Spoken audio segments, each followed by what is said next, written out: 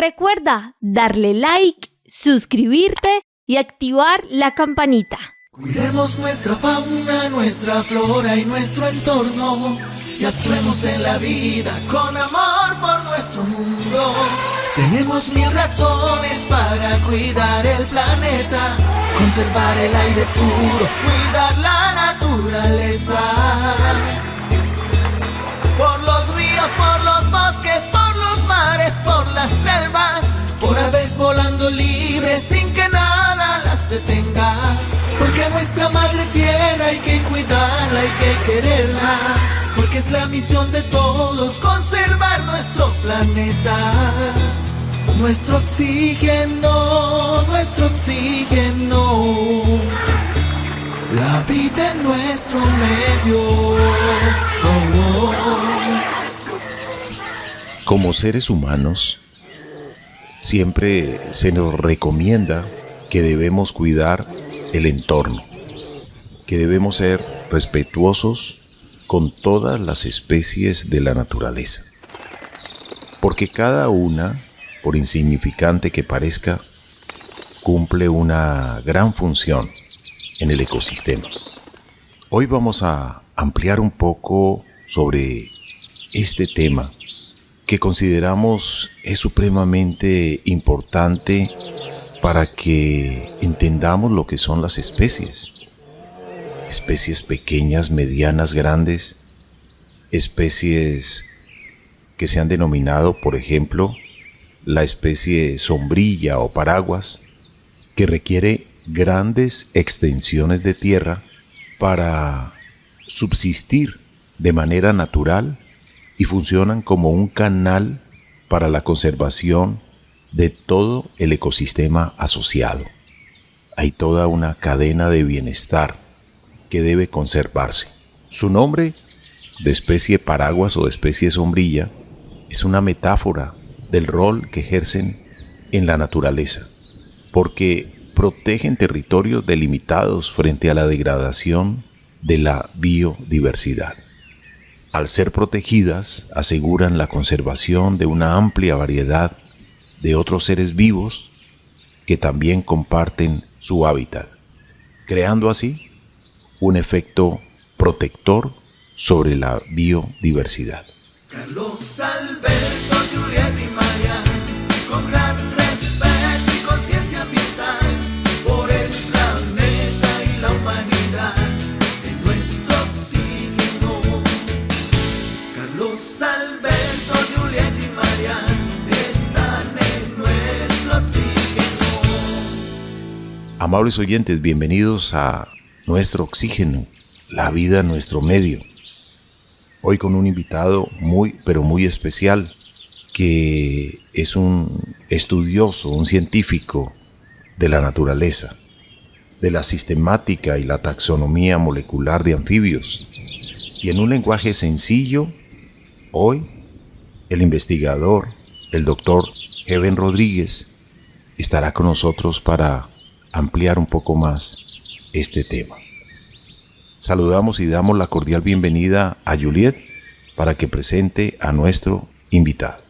Hola, ¿qué tal, Carlos Alberto? Un cordial saludo para usted, al igual que para cada uno de nuestros oyentes que siempre está conectados con nosotros. Le damos la bienvenida a nuestro programa Nuestro Oxígeno, la vida en nuestro medio.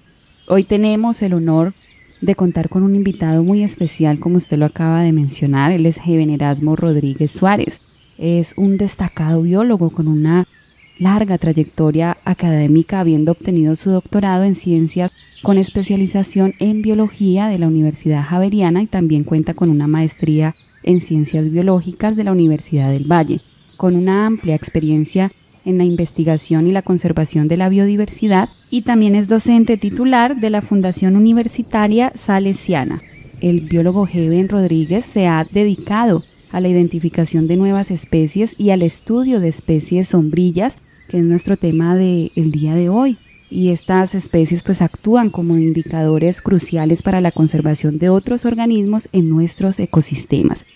Y en nuestro podcast del día de hoy, precisamente profundizaremos en temas fundamentales como la importancia de identificar nuevas especies, cómo se clasifican estas y el papel vital que juegan las especies sombrillas en la conservación de la biodiversidad. Así que le damos la bienvenida a nuestro invitado Heven Rodríguez. Muchísimas gracias por acompañarnos el día de hoy. Hola Juliet y Carlos Alberto, un saludo afectuoso para ustedes. Muy contento de volverlos a acompañar en este magnífico programa Nuestro Oxígeno.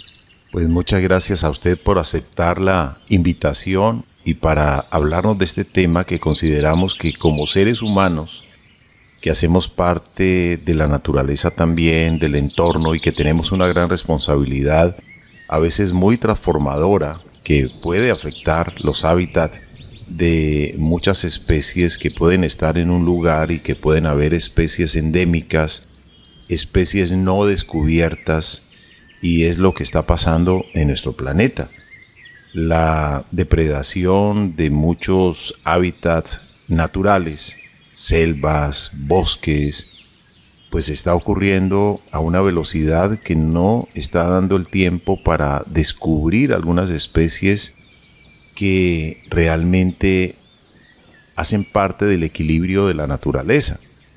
Y nos gustaría que usted, como investigador, gran observador de la naturaleza, porque usted, pues lo dijimos aquí, es especialista en sistemática y taxonomía molecular, pues dedican mucho tiempo, muchas horas a observar, a registrar, digamos, en un hábitat o en un lugar, dependiendo de la investigación que estén haciendo, y empiezan a hallar conclusiones y hacen publicaciones y hacen al mismo tiempo comparaciones de otras investigaciones a través de los tiempos, confirman o modifican, digamos, gracias a las nuevas observaciones que ocurren en el hábitat donde ustedes estén haciendo esa investigación.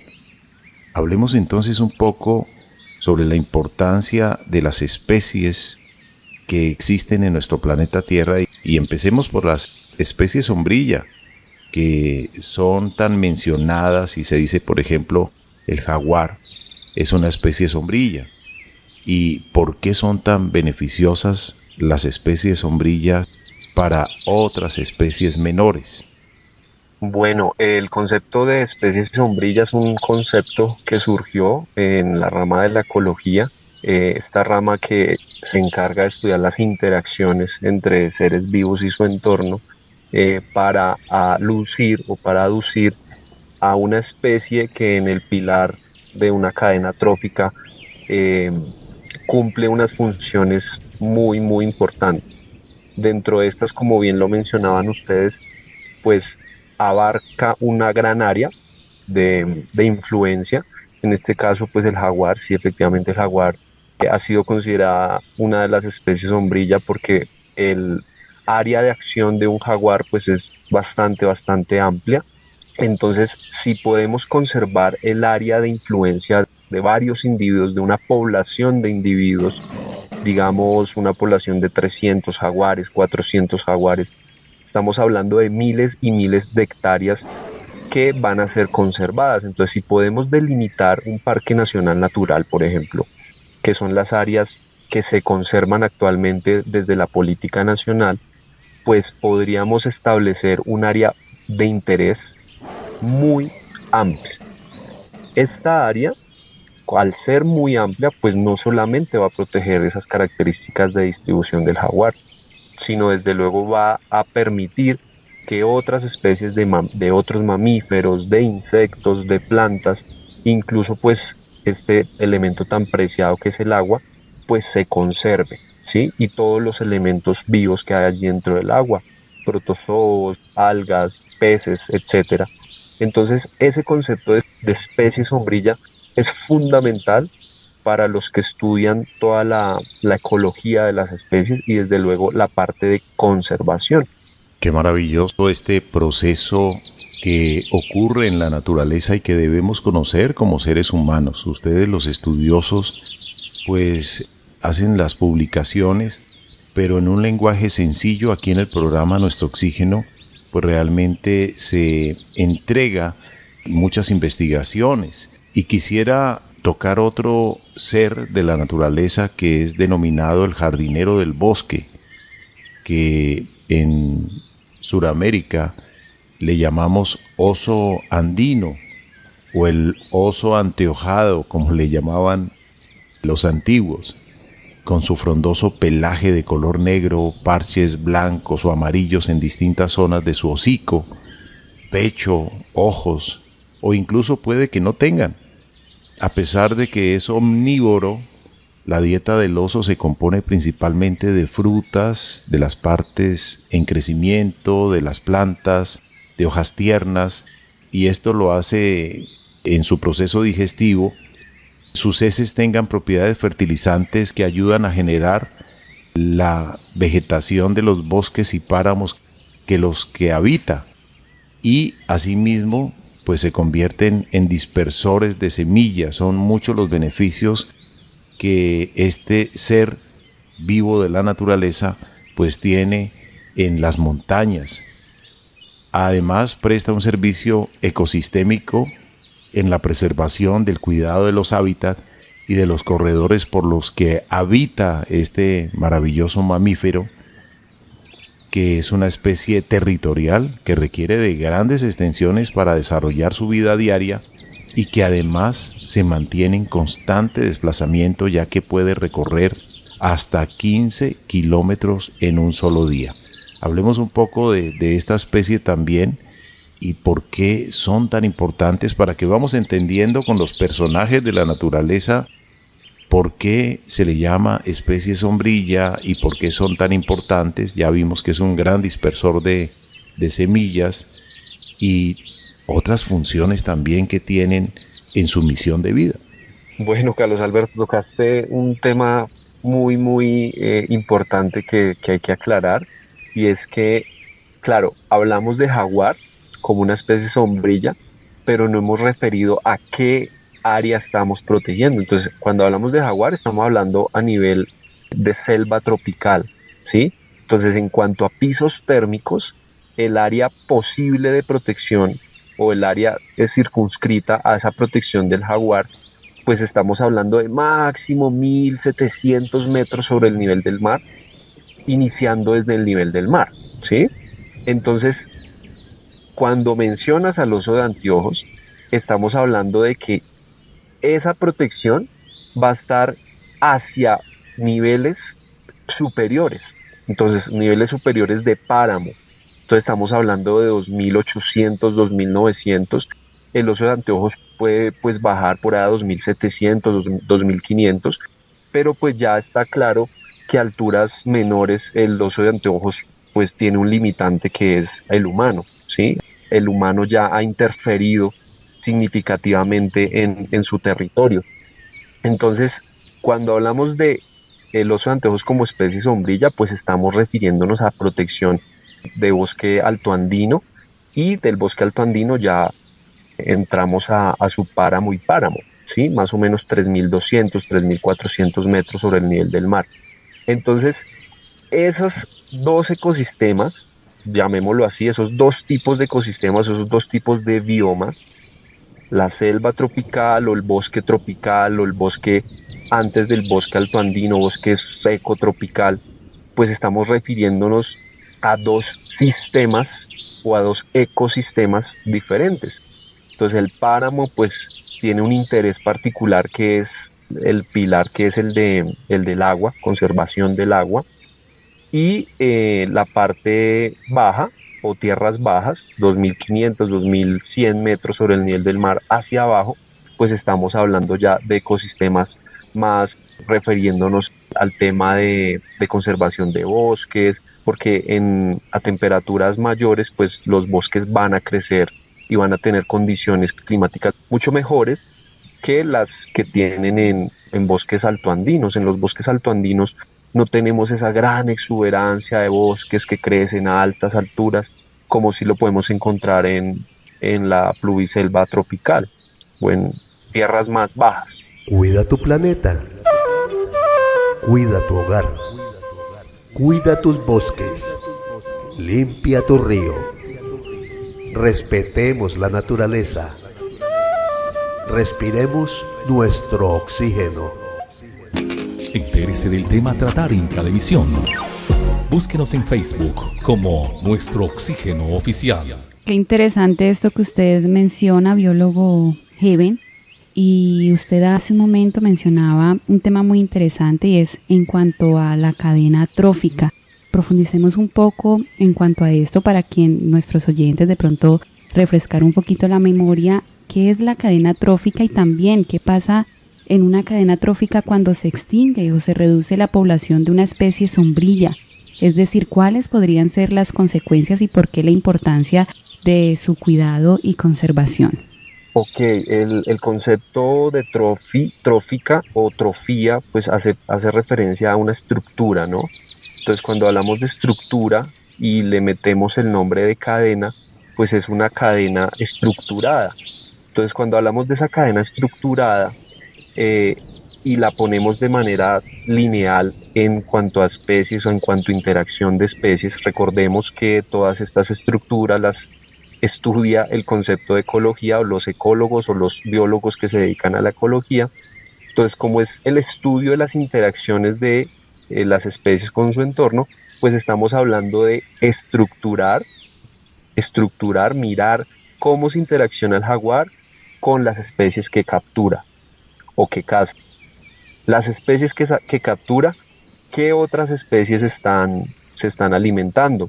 Entonces, en cuanto a cadena trófica, hablamos de que el jaguar es netamente un cazador, ¿sí? Se alimenta exclusivamente de carne, pero de los alimentos que él caza, que él se beneficia, pues muchos de ellos son insectívoros, muchos de ellos son frugívoros, omnívoros. Omnívoros es que comen de varias cosas, frugívoros que se alimentan de frutos, insectívoros pues que se alimentan de insectos, y herbívoros.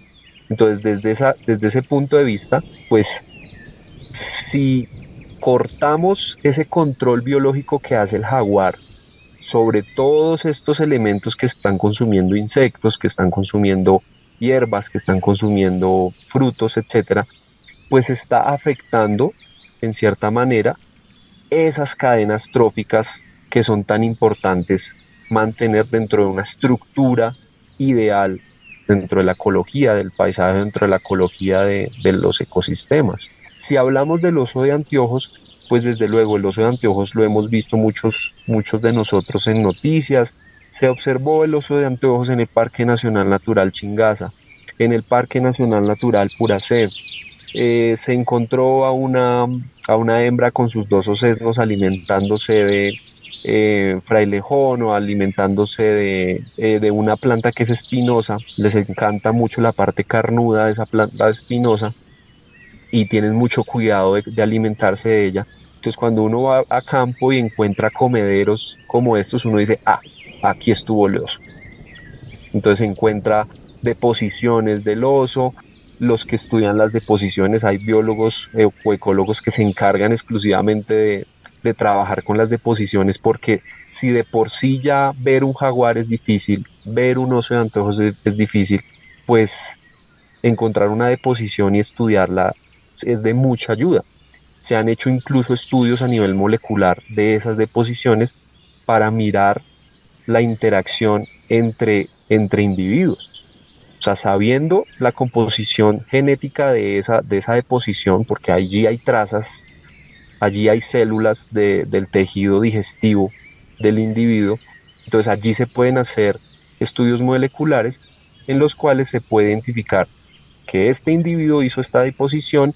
De aquí a unos 50 kilómetros a la redonda se encontraron otras deposiciones y mirar si esas deposiciones coinciden al mismo individuo. Si llegan a coincidir, ¿cuál es la conclusión? Pues que el individuo se está moviendo en un perímetro de 50 kilómetros a la redonda. Entonces, si por el contrario se encuentran que las deposiciones son de individuos diferentes, pues estamos hablando de que hay más individuos en esa zona y que es muy importante conservarlos. Entonces, todas estas estructuras, todas estas cadenas tróficas, pues son infinidad de cosas que podemos establecer en cuanto a esa interacción, en cuanto a esos estudios de la cadena trófica. Usted ha mencionado algo supremamente de atención que debemos tener los seres humanos en relación a estos dos seres que hemos mencionado, como es el jaguar y también el oso de anteojos, que están seriamente amenazados y inclusive en algunas zonas o territorios pues ya están extinguidos. Se encuentran en algunos lugares, quizás en los parques nacionales naturales, porque son zonas donde está prohibida la caza, donde tienen allí su reproducción, porque realmente pueden recuperarse. Pero así como estas dos especies que hemos mencionado, hay otra especie que también se le llama sombrilla, y usted, que es estudioso también de los temas del mar, hablemos de la tortuga carey, que pues su coraza fue muy perseguida para hacer diferentes utensilios que se vendían en la época de nuestros abuelos. La tortuga carey habita los océanos Atlántico, Pacífico e Índico. Y en nuestro país, Colombia, es la especie con mayor presencia en las playas de anidación en el Mar Caribe. Suele ser de un tamaño superior a otras tortugas, puede medir hasta 114 centímetros y pesar cerca de 60 kilos. Además, se caracteriza por tener un caparazón de coloración brillante y un pico puntiagudo que se asemeja a la de un ave. Normalmente evitan las aguas profundas y prefieren las costas donde hay abundante variedad de esponjas, algas e invertebrados de los que suelen alimentarse. Controlan estas especies. Sus hábitos alimenticios son fundamentales para el balance de los ecosistemas marinos, principalmente de los arrecifes de coral, porque sus heces también distribuyen nutrientes y sus huevos suelen ser una fuente de alimento de muchos depredadores naturales. Pero también, como las dos especies que hemos mencionado anteriormente, la tortuga carey está en peligro crítico de extinción. La actividad humana es la principal causa del deterioro de los mares y los ecosistemas oceánicos. Además, suelen morir atrapadas accidentalmente por las redes de pesca. También el caparazón, la carne, los huevos de la tortuga son comercializados a pesar de tratarse de una especie protegida a nivel internacional. Hablemos un poquitico de esto, que hay muchas aristas también de las cuales hay que prestar especial atención. Bueno, Julia y Carlos, pues no soy muy experto en el área marina, pero sí puedo hacer referencia a esos tres pilares que acabamos de mencionar, al oso, al jaguar y a la tortuga carey, en un tema fundamental, y es que dentro de la gran problemática de estas especies, es que estas especies no se reproducen como podríamos esperarlo, por ejemplo, en un zancudo, ¿sí? Entonces, la tasa de natalidad que tiene, por ejemplo, un zancudo, una hembra zancudo, que puede poner, digamos, tampoco soy experto entomólogo, pero digamos que pueda poner 500 huevos en una sola postura. Pone 500 huevos en una poceta de agua. De esos 500 huevos que sobrevivan 300, pues estamos hablando de que un zancudo en menos de 30 días ya ha podido producir 300 zancuditos nuevos, en menos de 30 días. Cuando hablamos de la problemática de pérdida de especies y de peligro crítico de extinción, necesariamente tenemos que hablar de esos ciclos de vida de esas especies. En el caso particular de la tortuga carey, del oso de anteojos y de los jaguares, es que sus tasas de natalidad son a muy largo plazo. Entonces estamos hablando de que una hembra oso puede dar en su ciclo de vida, desde que se activa reproductivamente o es activa reproductivamente, se desarrolla, genera hormonas, llega al macho, copulan, tienen sus crías. Estamos hablando que hasta que muera puede, en el mejor de los casos, dejar máximo unas 5 crías, si es que no tiene 2 ocesnos por camada. Una hembra jaguar que pueda tener 10 crías, 15 crías, en su ciclo de vida. Entonces, eso es el gran inconveniente que tienen las especies que no tienen una tasa de natalidad alta. En el caso de la tortuga carey, nace la tortuga carey o nacen sus huevitos en las playas de anidación, van al mar, migran al mar, están en el mar 20 años o 15, 20 años, regresan a sus sitios de anidación históricos, ya reproductivamente activas. Ojo, han transcurrido 20 años hasta la posibilidad de que ellas puedan empezarse a reproducir, ¿sí? Entonces, si nosotros a la escala de pesca que tenemos, con buques gigantes, con redes de pesca que arrasan con todo a su paso, desde la parte del suelo marino, arrasan con todo, así no les interese muchas de las especies que están capturando con esas redes, pues ahí se les van 30, 40 tortugas adultas que muy fácilmente pueden poner 200 o 300 huevos, ¿sí? Entonces, esa es la gran problemática que el oyente necesita entender sobre la pérdida de especies, en este caso especies que deberían considerarse como especies sombrilla. Muchísimas gracias, Heaven, por esta explicación, y vamos a tomar una breve pausa para continuar profundizando en el tema de las especies sombrilla, su importancia, y también nuestro invitado nos compartirá información sobre la identificación e investigación de nuevas especies. Ya regresamos aquí en el programa Nuestro Oxígeno, la vida en nuestro medio, con el biólogo Heaven Erasmo Rodríguez Suárez.